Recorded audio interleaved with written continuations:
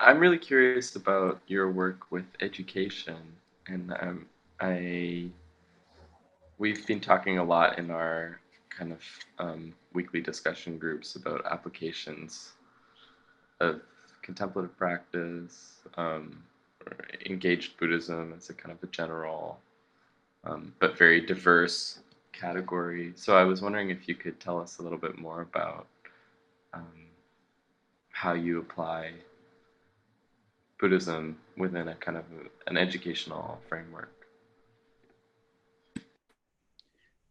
Yeah, it's a really big topic. I'll try and be very as succinct as I can. Um, so I'm working with three schools. The two schools that Ravi mentioned, and then one in Chiang Mai. And the um, the philosophy, the Buddhist philosophy of education, as it were, is based on applying the threefold training of Sila, Samadhi, and Panya, which I don't know if you're familiar with that. That's sort of telescoping the Eightfold Path into a training of Sila and then Samadhi, Panya. I found that the difficulty with using that terminology in the educational sphere is that many parents are wary of that approach because it sounds too much like a seminary, or that their children might end up wanting to become monks and nuns, which is not what most parents want for their kids. And that's not the idea of the school or this system either. So I looked through the Buddha's discourses looking for another way of expressing these same principles. And I came across a teaching what called the Four Pavana, that's Bhavana, or four kinds of development, which is basically just recasting the same principle, but it's expressed as an education or a development of the relationship of the human being to the material world. And then secondly, the relationship of the human being to the social world.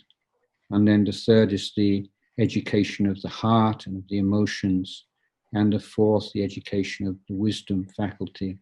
And I found that that provided a more modern way of talking, which wouldn't lead it to be a very kind of narrow or elitist kind of approach, which would put off many people who are, let's say, they're Buddhist, but they're not sort of really devoted meditators or practitioners. And so wanting to make clear that there's no real rift between an approach to education which is based upon Buddhist principles and the more conventional education, but that it's one which fills in the gaps that conventional education has allowed to manifest, and particularly in the attention given to the heart and the emotional development of children, and using that fourfold framework, then the subjects which are compulsory through Thai law can be integrated within that. And so the sciences would go into, most of the sciences, into the relationship between human being and the material world. So from that basis, then further develop that. So in the first of those four categories, the development of the relationship between the human being and the material world, the first would be the relationship of human being and their physical body. So that would include things like nutrition or sex education and biology and sports. And then expanding to relationship to those elements of the material world with which we are most familiar, which we have to do with in every day, with technology and possessions and money and so on. And then the outer ring, outer sphere would be the environment. So those would be like the three main headings of that first category. And then the second category is using wise use of precepts and conventions and agreements in order to create the optimum conditions for growth in Dhamma. Emphasis on development of communication skills, and then emphasis on creating an interest and skills in contributing to the wider society. And then so those are the two outer, we have these kind of phrases like two outer, two inner. So those are the two outer categories, and the two inner would be particularly teaching children how to protect their minds against the unwholesome dhammas of anxiety and depression, stress, and so on, and how to develop wholesome qualities of mindfulness and kindness and compassion and self-motivation and patience and so on. And then the fourth category, wisdom category, is starting off with basic critical and creative thinking skills and going on to some more specific Buddhist contemplations. So that's the overall structure, but it's not just what's being taught, but it's the whole idea of the school as being a school of learners. So there are texts in which the Buddha refers to the arahant, or the fully enlightened human being, as a graduate. So the idea is that an enlightened person is the person who's graduated from the Buddha's education, and that everyone else except for arahants are all in need of education. So we're all learners. So there's this idea of the children are one learning community, the parents are a learning community, and the teachers are a learning community, and that we should all seek to learn from each other. And I could go on about this for a long time. Just one more point is the key concept is of good friendship. And so that the teacher in the Theravada is not like a guru or a god figure. He's like the best friend that you could possibly imagine. That's the goal. That's the idea of a teacher. And trying to create like a community based upon principles of good friendship. And that's in very much part of the way the school is run. So the Buddhist influence not solely in terms of subject matter, but also in the way that we live together and learn together. Thank you very much. Let me just see if I can. Yeah, and to just add, I had the opportunity to visit the school when I was in Thailand this past summer, and it's quite a nice, or the Panyapratip school, and it's quite a nice place. So I guess if any of you are interested in this kind of education, or just education in general, perhaps consider volunteering or getting involved with the school. Yeah, anybody wants coming to Thailand, you're very welcome to come and visit, or even to come and stay and participate in the life of the school for a time. I have a question on balancing focus on like internal versus external, because I know like some people have like the conception that like Buddhism is kind of like an isolated practice where one focuses on like the self rather than like focusing like outside on like societal issues. And then on the flip side, like people who focus too much on like societal issues might like burn out and like tire themselves out. So I'm wondering like what you think the approach would be to like strike the perfect balance between the two. Yeah, well, I think most people who have any done any reading or any contact with Buddhism will be familiar with the word Dhamma or Dhamma. But at the time of the Buddha, the phrase that was used most commonly was Dhamma Vinaya, and the Vinayas have kind of been lost. But the Vinaya means all the ways in which we seek to construct the most conducive environment for everyone to grow in the Dhamma. So the Vinaya is taken to its most sophisticated level in the rules and that govern the life of the bhikkhus, because this was a society within a society that the Buddha created himself and could structure himself. But it's also an idea that applies to lay society, and the idea of how we can create laws and regulations and conventions and customs and agreements in families, in societies in which we can support the growth in Dhamma. So I think that it's been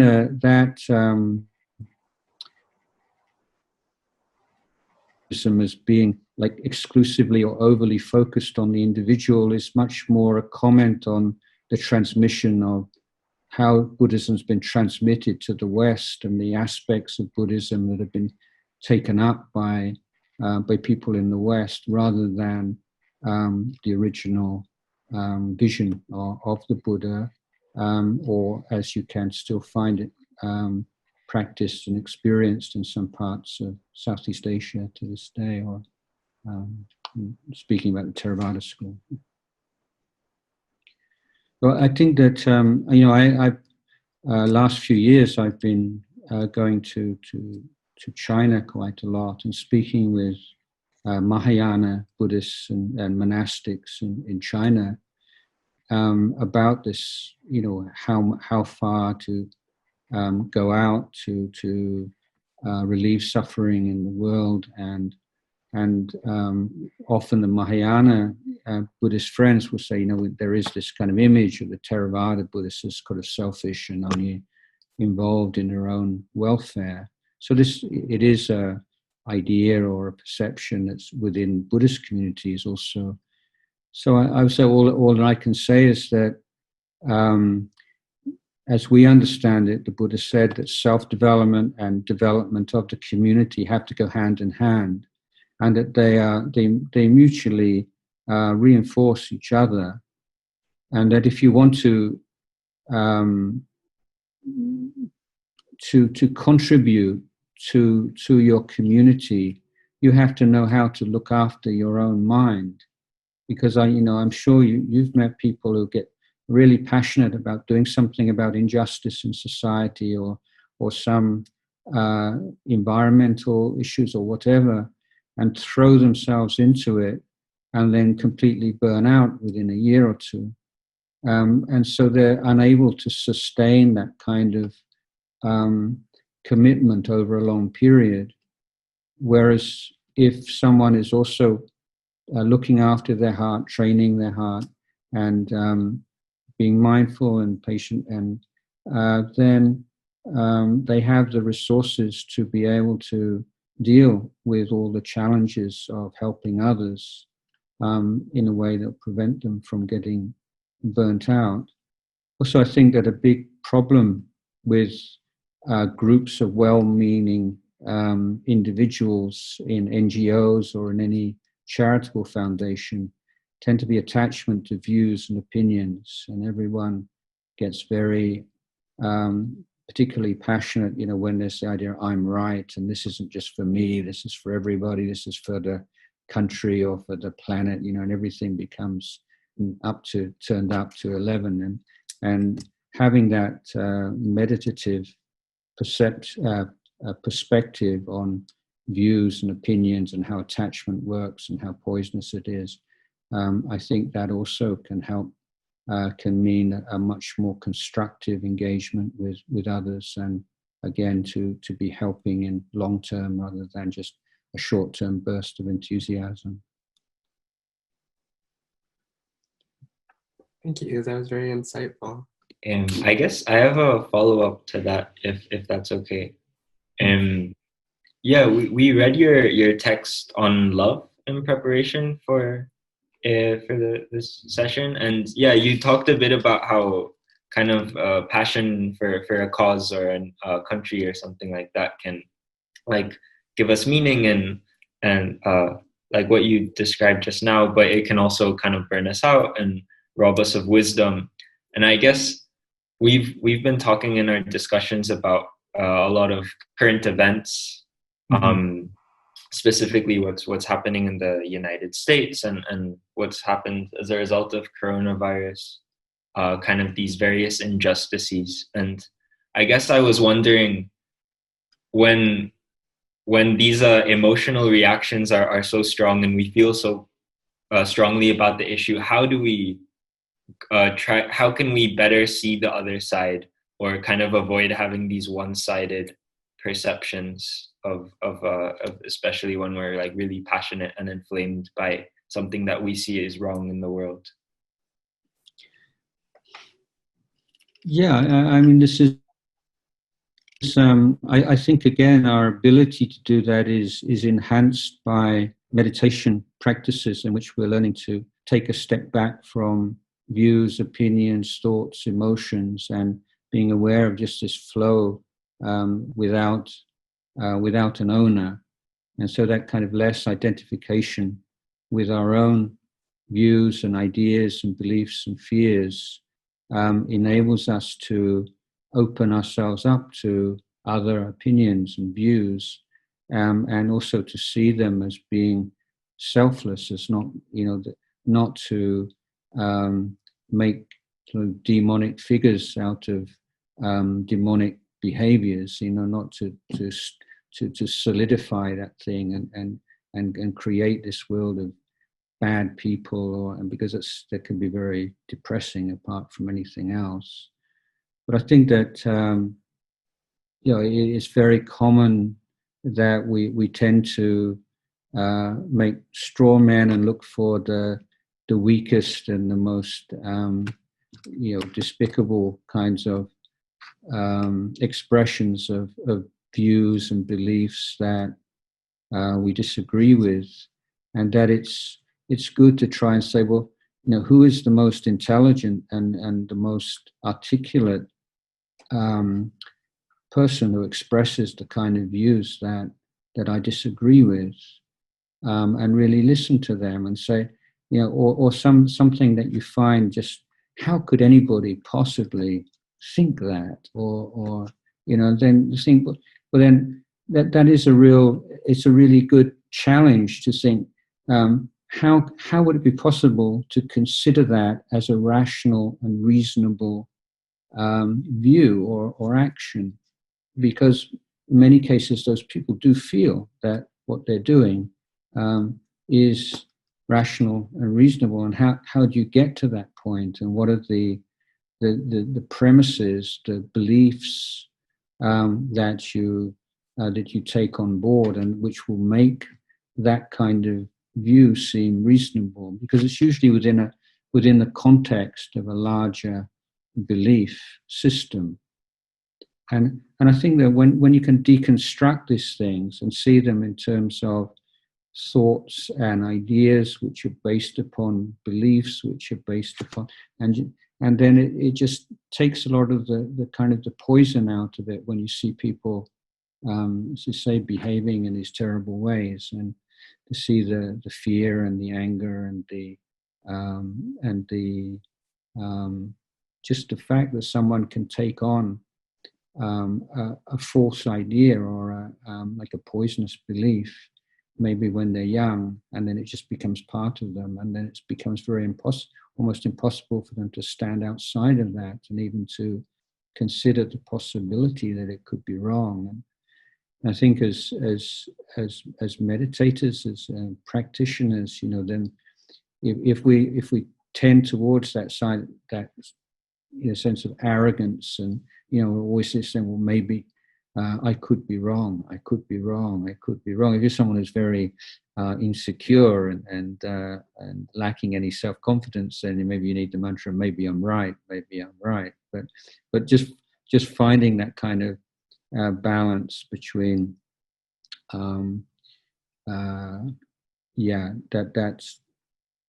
that sense of being right and just seeing that, that's probably a major cause of conflicts, this sense of being right. And in fact, some years ago, I don't know if you ever, I'm afraid I can't remember the name of the book, but some scientists had, cognitive scientists, I guess, had isolated a particular area of the brain which is associated with absolutely unshakable confidence or belief in something. And as I remember, there is or was a man in Australia who's absolutely 100% convinced he's dead. And he participates in study sessions at the university, and you just can't argue him out of this belief that he's dead in any logical way, because he can always get around it. Yeah, I mean, that's just true. Everybody, most people, or almost everybody who's dead, they're not breathing anymore, and but this is just why it's just so weird. Like I'm dead, but like I can breathe and I can talk to you, and I just know. I mean, I know. So that I found absolutely fascinating, that someone who had a car accident and then has somehow affected this particular area of the brain suddenly had this incredibly unshakable confidence in the weirdest thing, and how. Yeah, just I think in any way of looking and reflecting on things that just releases or reduces that sense of, this is a person who is a bad person, or is and there are various ways of looking and reflecting and to do that, and I think that's the only way that dialogue ever takes place, when we can identify and perhaps even allow others to recognize commonalities. It may be a cliche, but I think in the end that's the way that it works. Identifying and really putting effort into emphasizing commonalities between us. Thank you. Thank you very much, Ajahn Jayasaro. I'm wondering if you could share a bit with us about your path as a teenager. What were your questions when you went out seeking? And did you have much exposure to Buddhism before? What other spiritual paths did you explore? And what was that like for you? Yeah, I had asthma from the age of I think from 18 months until I was 14. So I was always kind of sickly and at home a lot. So I read a lot. So I became a real bookworm, and probably much more bookish than if I'd gone to school. And so I was like to be alone. I like to read a lot, and so I had quite a questioning mind, and I just couldn't relate to Christianity. It made no sense to me at all. I just couldn't get on with it, and so I assumed that religion meant believing in things, and I didn't think that you needed to believe in things to religious dogmas in order to live life. But then when I was, I think about 13, 14, I got this question what's a good way to live, or what's the best way to live your life as a human being?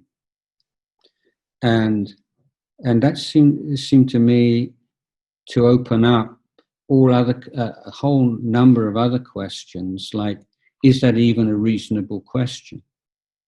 We can talk, let's say compare two different cars, and we can say, oh, this is a superior car because it goes faster, because it's safer, because it's more comfortable, because it's more attractive. So we have all these different criteria to distinguish between material objects. But can we do that with a life and say, this is a better life than that life? And if so, what are the criteria for doing that? So this was what the other area was. Why is the world such a mess? Why is there so much suffering in the world? Why is there so much injustice? Does it have to be like this? And if it doesn't have to be like this, what is your responsibility in a human being to make it better than what it is right now? So these were the two questions. I'm probably expressing them with more articulately than I did at that age, but those were the two things that were really in my mind a lot at schools. And I'd also always had this absolute fascination with India from when I was small, anything to do with India. And then I saw like this photograph of a yogi, sitting in the ocean. It was so cool. And then I read Siddhartha and Hermann Hesse books, and then there was a movie. I don't know if you ever saw that movie of Siddhartha. Have you ever seen that? It's a German movie. But the first scene is like this lush, luxuriant Indian scene, and then you hear this sound of Om, Om, and there's the young Siddhartha sitting samadhi, and I got to do this. So the other thing was I was living in a small kind of provincial town, and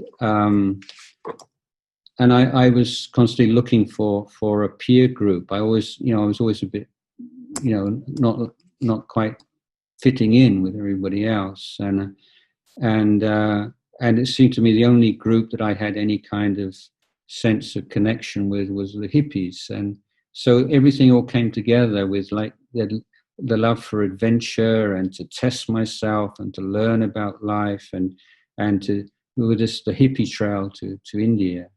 So after I finished high school, I worked in a building site and in a warehouse and made some money, and then set off overland to India. And I had many adventures, and I was altogether in India for a year, and visited different ashrams, and was in Bodh Gaya for a while, and when unfortunately when I went to McLeod Ganj, where the Tibetan community is, I had hepatitis, and I just wasn't up to it really. And also I have this. Have you ever heard of aphantasia? Do you know what that is? It's only had a name for a few years now, but it means where your brain is completely incapable of creating images and colors. So I have zero imagery in my brain, and it's just people just starting to talk about this now. It's this kind of like a new thing. You can look it up on Wikipedia, aphantasia. So this was a huge obstacle to Tibetan Buddhism and visualization. I can't do this, So I was very attracted to the straightforwardness and the simplicity of Theravada Buddhism. So eventually, almost 2 years later, I got back to England, and I got a bit lost, and one thing to another. I went on a meditation retreat, and the teacher had been a monk in Thailand, and in his Dhamma talks, he would talk about the time that he was a monk, and I thought, well, that's exactly what I've been looking for the past 2 years or more, and thought, yeah, obviously this is exactly what I need to be doing. So that led me to come to Thailand. I think well, I left out an important thing earlier. The first book I came across on Buddhism was The Way of Zen by Alan Watts, and And many of the monks that I know and people of my generation, you know, have a great deal of gratitude to Alan Watts, because his books were really instrumental in inspiring many people to begin spiritual path. And I remember just reading first couple of pages of that book sitting on a park bench in Cambridge, and just absolutely, yeah, just no question, this is it, you know. And it wasn't like this is a kind of exotic Asian philosophy. It was just like absolute common sense, you know. There's just no doubt about it. Yeah, that's kind of just a potted version.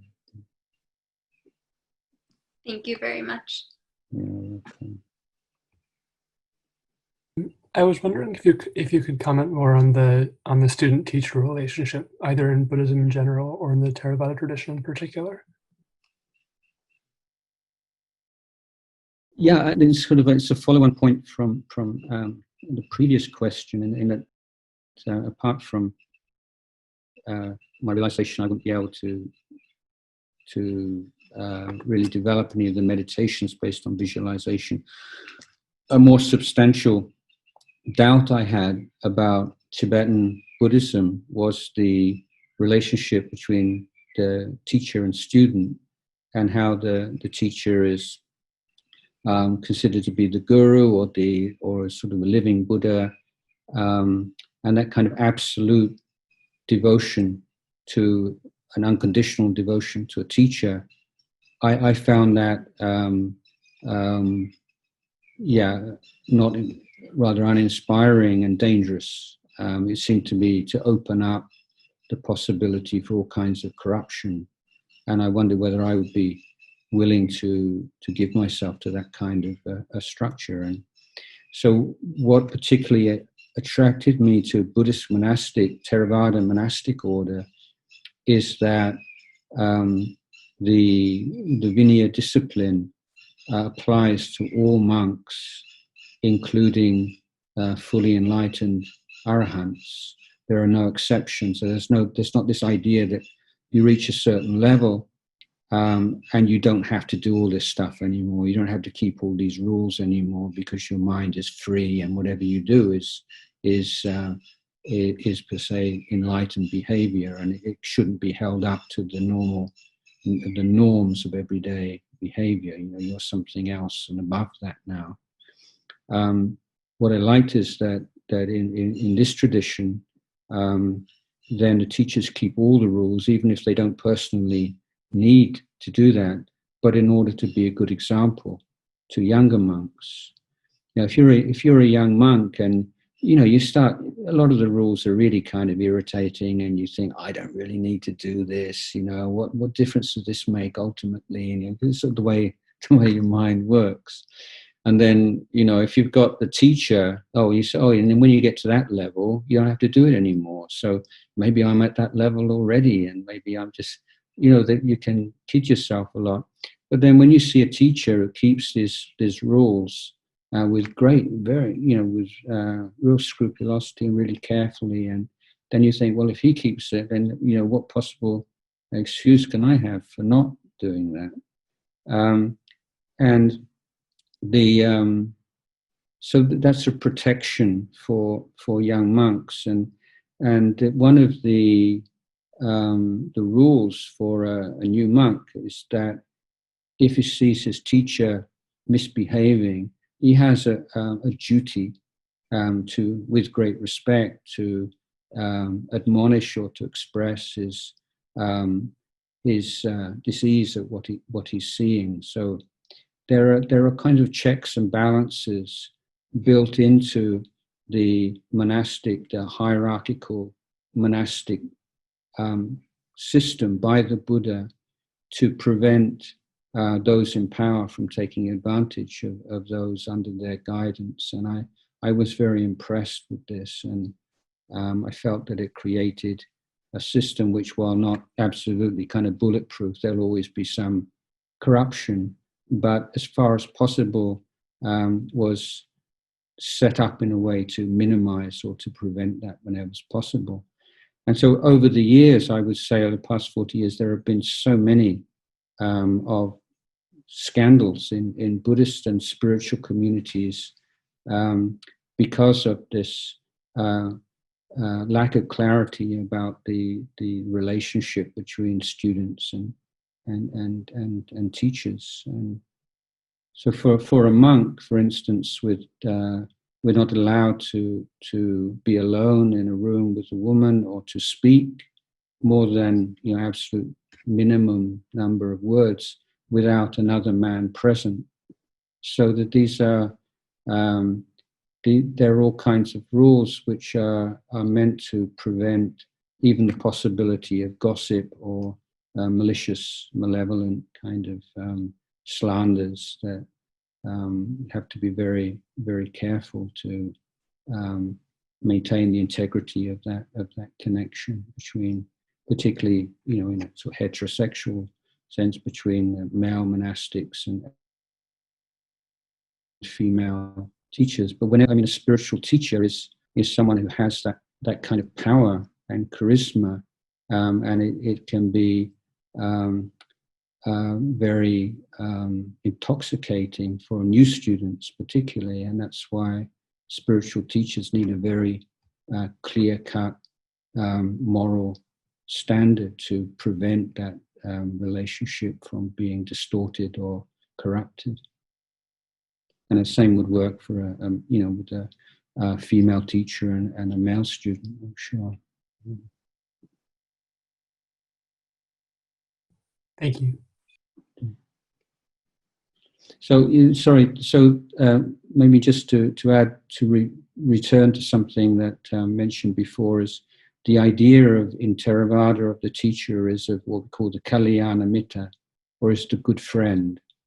So it's like the best possible friend, is someone who keeps you from doing stupid things and gives you guidance, and when you're about to lose it, and then cheers you up and encourages you when you're discouraged, and shares knowledge and understanding with you, and is basically your spiritual welfare is his or her number one concern. That would be the idea of the teacher. Hi, thank you. Would you be able to expand a little bit on what type of a friend Ajahn Chah was? Yeah, for me, he fulfilled all of the criteria for the spiritual friend. So there are various levels.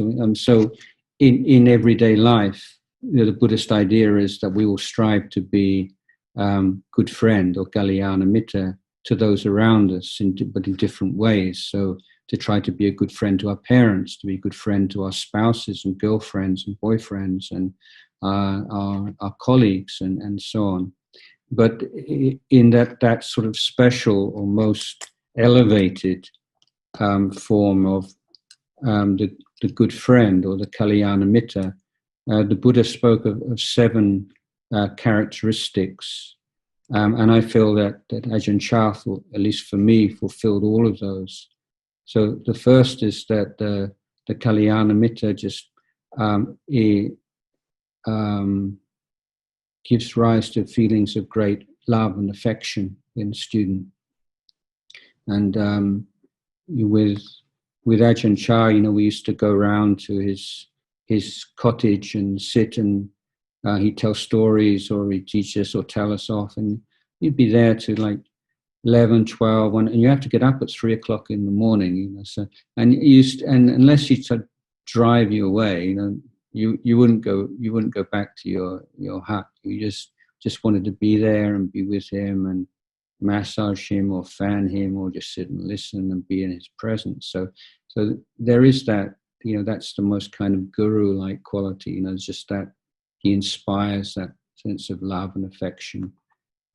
Secondly is that he inspires respect, and that's the balance to that kind of the affection. There's that sense of respect and reticence around him, and Ajahn Chah used to inspire. I mean, I'm somebody who quite, I traveled around the world. I left home when I was 17, and I had all kinds of adventures, and never really, I guess it's kind of the recklessness of youth, but I could say never afraid of anybody or anything that I can recall.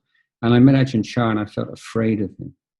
So this is kind of weird kind of thing. You have this kind of love and affection and then fear. It's not like he's trying to consciously inspire fear, but it's a fear, like you say, like if you were to come across like a lion in the middle of the forest, there's just, a sense of awe and respect, and through his life and his practice and his integrity of his practice and the way he lived his life as a monk, you just feel this great sense of respect.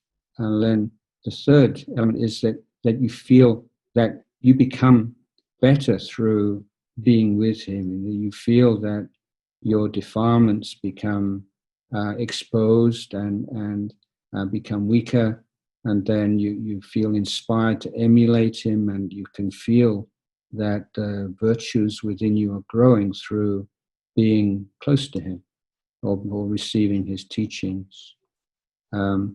Fourth is that the Kalyana Mitta is great patience and endurance with his students.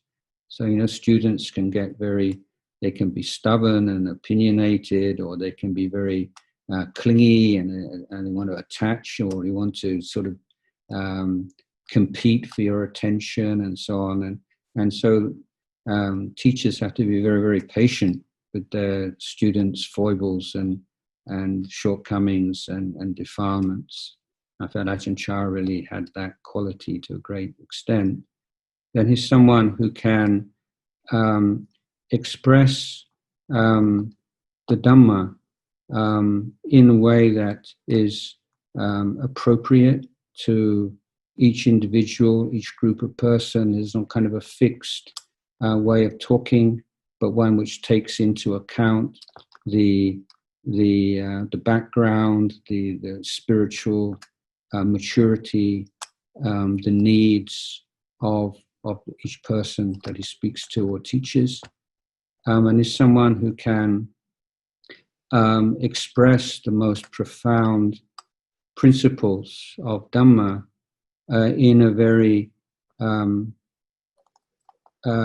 clear and easily understandable way, but one in which that clarity and ease is not the result of like dumbing it down or oversimplifying it, but a genuine translation of something which is very subtle into similes and metaphors and language that an audience can easily grasp. And the seventh quality of the Kalyana Mitta is he never leads his students astray. He never has any kind of personal agenda. I want to be powerful and famous and to take advantage of his students in any way or form. So those are the seven qualities of the Kalyana Mitta on the level of the spiritual teacher, which are laid down by the Buddha in the discourses. He inspires love, respect, emulation. He lifts people up. He's patient. He's a skilled communicator. He knows how to express the Dhamma, profound Dhamma, in ways that are easily understandable. He never takes advantage of his students. So that's pretty sums up Ajahn Chah for me and those qualities. Yeah. Thank you.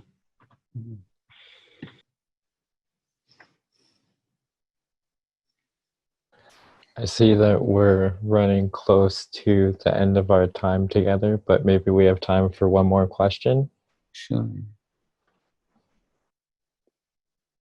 So, okay. Well, so you talked a lot about the qualities of a great teacher.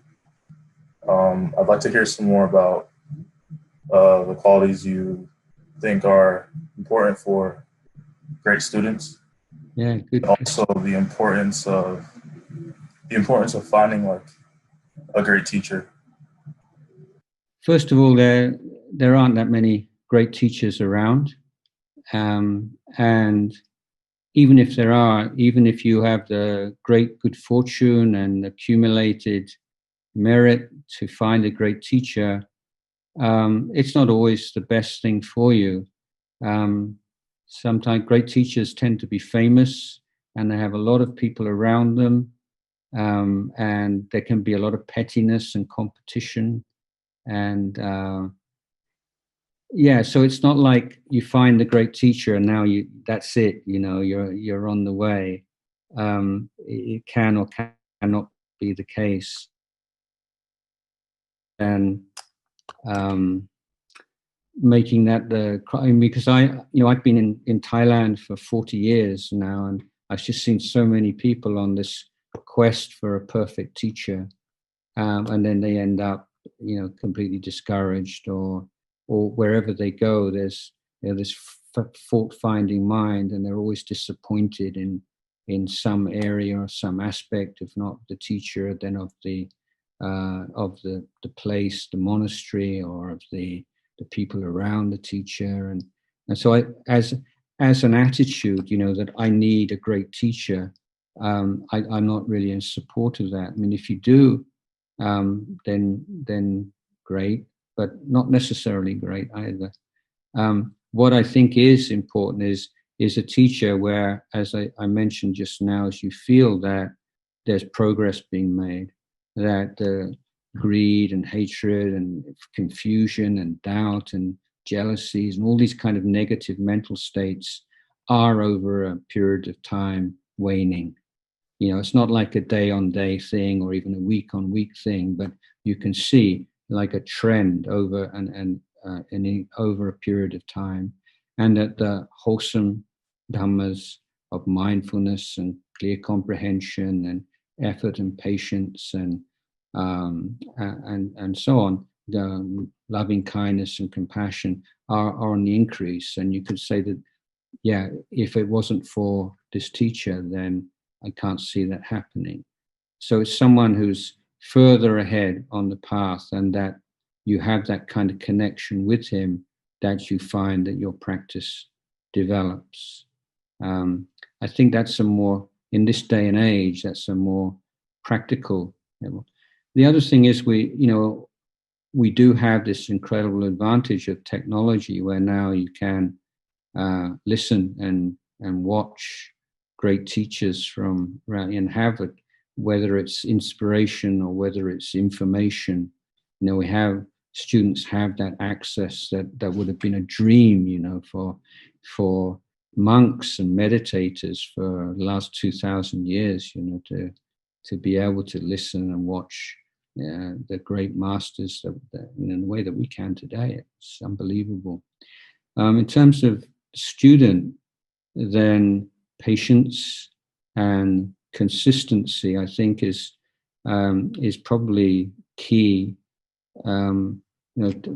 Often it's a trap is to really go on a retreat or something and really put in sort of a heroic effort for 10 days or even more, and then let it sort of all fritter away, and then go back and do another retreat and let that fritters away, and then in the end you sort of lose your confidence in the practice, and the just maintaining a steady practice, day in, day out. That's in the long term, that's really important. And maintaining that interest in learning from whatever happens in your life. It's all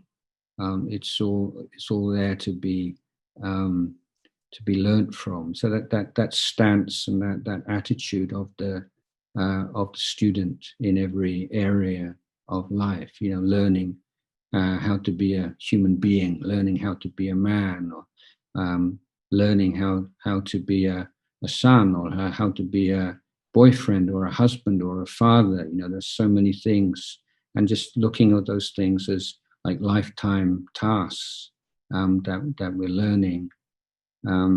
But most important, this commitment to learning the nature of the body and mind, and really understanding how the mind works, how the body works, how they affect each other, and that training and education of our thoughts and feelings and emotions, that's like the heart of the practice. And the more you look, then the more you see. And the classroom, if you like, is the present moment. So it's not like you're in the present moment and that's it. Now you're a spiritual adept. But the present moment is the environment, is the classroom in which you can do the work. So unless you can learn how to be in that classroom of the present moment, then there's nothing really profound taking place. So a lot of meditation practices are just learning that skill and that ability just to be in the present moment for a considerable length of time, because that's when you really start to penetrate into the nature of things and to extract all this sort of wrong ideas and assumptions and attachments that we've accumulated over many, many lifetimes. So I say, don't expect, as a student, I would say, don't expect to be inspired all the time, or think that there's something wrong when you're not inspired, because inspiration is also, it's a conditioned phenomena. We can't be, even monks can't be inspired all the time. But if you are struggling, don't always look outside for inspiration from teachers and teachings. But if you can develop that skill of reflection and contemplation in such a way that you can inspire yourself, then you have an incredible resource. That developing that skill of inner motivation, whether it's for in your working life, your academic life, your working life, or your spiritual life. This is how I feel right now. Not how I should feel, but this is how it is, and what can I do about that? So you're just humbly accepting this is the raw materials that I've got right now, and what's the best that I can do with them. That would be my advice.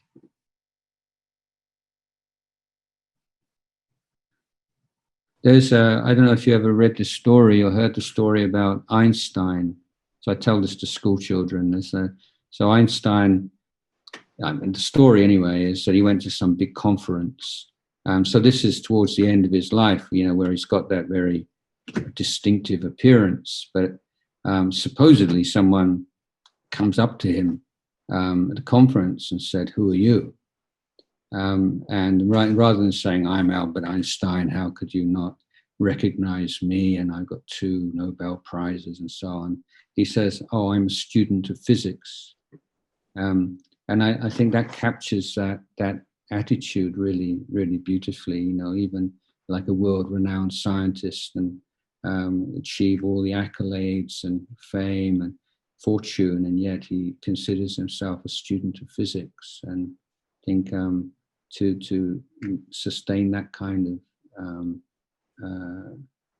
perception of oneself is really helpful.